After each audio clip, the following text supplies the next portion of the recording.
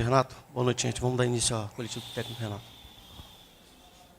Boa noite, Renato. Pedro Henrique Carvalho, da Band News FM. O Fluminense criou muitas chances no primeiro tempo, né? E no segundo tempo a intensidade, não sei se abaixou. Queria que você explicasse por que essa diferença tão gritante do primeiro para o segundo tempo e por que você optou por substituir o Hércules no primeiro tempo e não utilizar também o Lima no segundo tempo. Obrigado. Bom, quanto ao jogo, você falou bem, nós dominamos o primeiro tempo, fizemos o gol, tivemos algumas oportunidades para que a gente pudesse fazer o segundo gol. Infelizmente a gente não fez. Caímos um pouco de rendimento no segundo tempo. Não adianta a gente falar a mesma coisa que eles vão falar, ele vai falar com o mesmo discurso, a mesma coisa de sempre, é o desgaste do time. Então, quanto ao Hércules que você pediu, por exemplo, ele não conseguia ficar em pé no intervalo do jogo. Então, essas informações as pessoas não têm, quem tem é o treinador. Então, ele pediu para sair de novo, porque não aguentava mais ficar em pé sequer, cheio de gelo. Por isso que ele foi substituído. Mas aí as pessoas acham que o treinador mudou errado. Quer dizer, as pessoas não têm as informações. Claro que eu não queria mudar o Hércules, tirar o Hércules no intervalo do jogo, mas tive que tirar justamente por isso, que ele não aguentava ficar em pé.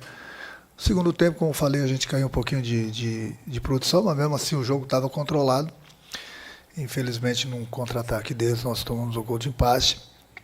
Tentamos ir para dentro deles, fiz algumas substituições, coloquei mais atacantes, mas infelizmente a gente não conseguiu fazer o segundo gol. Mas quantas substituições você quer que eu faça? Tá, agora eu te pergunto, o Lima entraria no lugar de quem? Responde você para mim. Ué, então deixa o técnico decidir. Queria que eu colocasse o Lima no lugar de quem? Então pronto, eu tenho 5 substituições. 2 eu fiz no intervalo do jogo. Renato, boa noite, Sereto do Paramount Plus. Em cima disso, né, a gente não tem informações, a gente não sabe, e nem os torcedores sabem, o motivo das substituições. Eu queria que você explicasse as outras alterações que você fez no segundo tempo. E você é um cara muito experiente, já está acostumado com tudo no futebol. A torcida virou canhão para você no final do jogo, te chamou de burro. Queria que você falasse sobre isso também. Bom, eu, acima de tudo, como você falou, estou bem vacinado quanto ao futebol, sei da minha capacidade. Hoje em dia, o Guardiola, que eu considero o melhor treinador do mundo, no início do ano, se não me engano, uns meses atrás, ele estava sendo chamado de burro, o Guardiola. Então, hoje em dia, no futebol, nada mais me surpreende. Nada. Dentro e fora do campo, justamente devido a essas redes sociais. Então, todo mundo é treinador hoje em dia. Todo mundo pega a rede social, opina. Algumas pessoas vão atrás da pessoa que não entende nada, não são todos, mas muitos da rede social não entendem nada de futebol, mas fazem opinião pública. Aí quem paga o pato é o treinador, quem paga o pato é o jogador. O que a gente vai fazer? Eu dei uma entrevista, vocês podem buscar, uns 2 meses atrás, e hoje eu estou repetindo. Acabou o futebol. Acabou o futebol com as redes sociais. Acabou.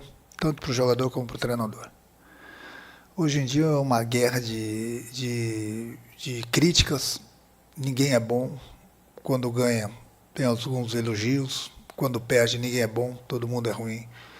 Então o futebol está caminhando para um caminho. Está caminhando, não, já caminhou para um caminho que, infelizmente, todos nós, todos, jornalistas, jogadores, treinadores e torcedores, estão perdendo. Estão perdendo. O futebol está acabando. Está no finalzinho. Está no finalzinho. Essa é uma opinião minha. Quanto às substituições, eu vou voltar. Saiu o Hércules porque ele pediu para sair. Tirei o Everaldo porque ele não estava numa noite boa, coloquei o Cano. No segundo tempo, coloquei nós, infelizmente, tomamos o gol de empate, coloquei o Kennedy e o Keno. Jogadores o Keno, principalmente, jogador do drible que abre defesa. Depois eu coloquei o Canova, que já não aguentava mais, porque jogou na Argentina, jogou em Salvador, como jogou o Hércules, não aguentava mais, coloquei o garoto Riquelme, que é outro garoto do drible. Pensei em colocar o Soteldo. Já o Soteldo está aqui no meio, ninguém gosta do Soteldo. Eu falei para vocês, o futebol acabou. O cara é titular da seleção venezuelana. O cara por onde passa é o cara que eu pedi, o único jogador que eu pedi para o Fluminense trazer foi o Soteldo, justamente que é o jogador que abre defesa do adversário, 1 para 1. Ele entrou em 2 jogos, o Fluminense perdeu os 2 jogos, as pessoas estão culpando o Soteldo. Então, onde que nós vamos parar com o futebol? Onde nós vamos parar com o futebol? Não é aqui, no Fluminense, é em todo lugar. Em todo lugar. Os treinadores não têm mais paciência para essas coisas. Quando esses treinadores mais antigos pararem, aí de repente vocês começam a valorizar bem quem está começando, com novas ideias. E aí vamos ver onde que o futebol vai parar. Volto a repetir. Grave bem essa entrevista que estou dando hoje. E eu já dei há 2 meses atrás. Daqui a pouco vão reprisar minha entrevista. É bem que o Renato tinha razão. Hoje em dia ninguém é bom. Infelizmente. Renato, boa noite, Giba Pérez do GE. Ainda nessa linha das escolhas e, bom, como você disse, da questão das informações, o Everaldo não faz um gol há quase 2 meses. E ele vem sendo mantido nesse time das Copas, no time titular, nos jogos mais importantes é ele que joga, apesar de não estar conseguindo contribuir com gols. Por que a decisão pela manutenção do Everaldo no time titular, apesar dessa seca de gols dele? Cara, deixa eu falar uma coisa para vocês. Vocês acham que o treinador de futebol, ele está no clube, trabalhando para pensar, e ele vai fazer a coisa errada? Eu vou explicar o que acontece com o Everaldo e com o Cano. O futebol hoje em dia tem uma bola parada, tanto ofensiva como defensivamente, e é importante jogadores que tenham bom cabeceio. O Everaldo é um cara que não aparece para a torcida, mas ele aparece muito para o time. Tanto na parte defensiva como na parte ofensiva. Não está fazendo gols? Acontece, não está fazendo gol. Mas, no geral, ele contribui bastante. É um jogador que sabe fazer um pivô lá na frente. Ele tem as características totalmente diferentes das do Cano. No meu entender, o Everaldo, na minha opinião, ele se encaixa melhor no meu esquema de jogo. Simples, nada contra o Cano. Tanto é que o Cano, você fala assim, o Everaldo joga as principais partidas das Copas. Principais partidas das Copas? Eu acho que o principal campeonato que o clube disputa é o Campeonato Brasileiro. Quem joga o Campeonato Brasileiro é o Cano. Então deixa os dois jogarem. Põe os dois para jogarem. E torço muito que tanto um quanto o outro façam os gols. Então essa é uma opinião. Agora, se o treinador começar a botar em campo toda vez que o torcedor quer um jogador, aí vai ficar difícil. Fica difícil o treinador trabalhar. Bem difícil. São as escolhas. Escolhas que o torcedor gosta de um jogador ou outro, e o treinador vê o que é melhor para o clube. Eu, pelo menos, sempre vejo o que é melhor para o clube. Posso errar? Posso errar, sim. Eu sou humano. Mas é difícil. É difícil porque eu trabalho com jogadores no dia a dia. Eu sei da capacidade de cada um.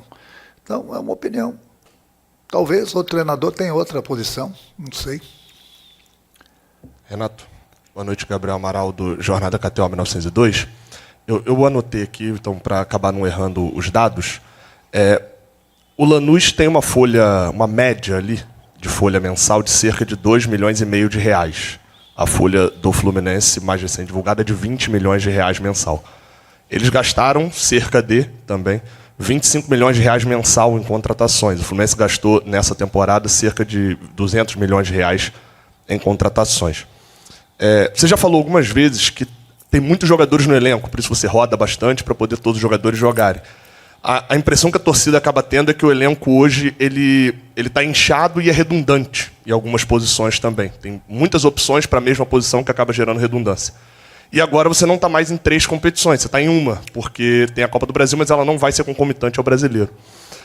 Eu lembro das suas coletivas no Mundial, você destacava por várias vezes que a diferença financeira do futebol europeu com o futebol brasileiro para exaltar e para valorizar as vitórias que o Fluminense estava tendo. Não é muito pouco para um torneio onde o Fluminense tem uma diferença financeira bem grande em relação aos adversários que enfrentou, cair nas quartas de final? Bom, se você vai por esse lado aí, com todo respeito à tua pergunta, você pega hoje um Flamengo, um Palmeiras, mais 1 ou 2 clubes aí com dinheiro, e deixa disputarem o campeonato entre eles. Se dinheiro faz a diferença, bota lá. No Mundial, no Mundial que você falou, citou bem, na hora do vamos ver, se viu o que aconteceu também, né? Então você pega um clube que tenha dinheiro, num campeonato longo, ou 2, 3, 4 clubes que têm dinheiro, pode ter certeza que esses 3, 4 clubes vão brigar pelo título. Mas não tenho a menor dúvida. Pode perder um jogo aqui, empatar um jogo lá, perder outro jogo lá, mas no final das contas, são esses clubes que investiram muito que vão disputar o título. Só pode ser ver no Campeonato Brasileiro o que acontece todos os anos. Vocês mesmos falam. Ó, começou o Campeonato Brasileiro. O Flamengo e o Palmeiras são os favoritos para ganhar o título. Por que, eu pergunto? Campeonato longo. Outros campeonatos, mata-mata, tudo pode acontecer. Tudo pode acontecer, como aconteceu hoje. Né? O problema da diferença de dinheiro. Tanto é que hoje nós jogamos bem lá na Argentina, jogamos melhor do que eles hoje aqui, nós perdemos o jogo. Fazer o quê? Eles tiveram 2 oportunidades, fizeram um gol. Nós tivemos algumas oportunidades, fizemos apenas um gol. E eu costumo falar que futebol é bola na rede. Eles fizeram um gol, que importava para eles, e a gente só conseguiu fazer um, e infelizmente nós empatamos e saímos. Renato, boa noite. Pedro Brandão do Lance. Você repetidas vezes falou que o time jogava de 3 em 3 dias, que você precisava segurar os jogadores em alguns momentos para ter o melhor time possível a cada rodada ou a cada fase de mata-mata. No sábado contra o Vitória, o Hércules jogou e o René também jogou.